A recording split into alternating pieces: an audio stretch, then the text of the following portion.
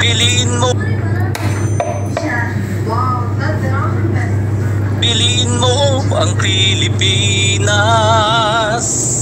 Pilipinas kong mahal.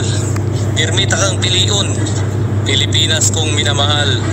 Pero pasaylo ami ng mga OFW kung anong dili mi makaserbisyo sa imo mismo nga mo ang lugar ng mga OFW. Unta masabtan minimo minamahal na Pilipinas. Kung dihar mi mag-stay pirmi sa Pilipinas, unya nang eskwela na ang among mga anak. Mahal kayong mga palitonon, unya gamay kay eskwelo diha. Kumusta nga mong kinabuhi?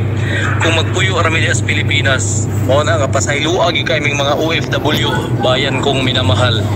Kay kung mag-stay mi nga mga OFW diha sa Pilipinas, sa sobra kamahal guys mga palitonon, pas mo among pamilya, di ka human og eskwela ang among mga anak. Samot na ang uban nga mga OFW nga parehas na ako nga ubos ra gineskwelahan, taas kay standard diha sa Pilipinas. Dili mo dawat og aplikante nga ubos ra gineskwelahan kay gusto high standard, taas og nahuman nga ineskwelahan.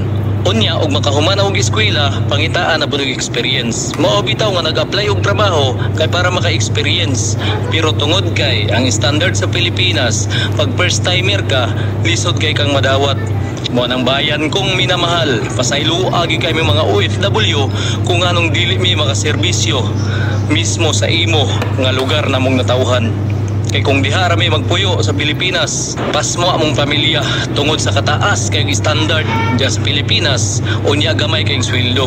Wanang bayan kong minamahal, pasaylo ami ang mga OFW kung anong dili mi makahatag og serbisyo diha mismo sa among yutang natawhan tungod sa kabarato sa pasweldo diha sa Pilipinas.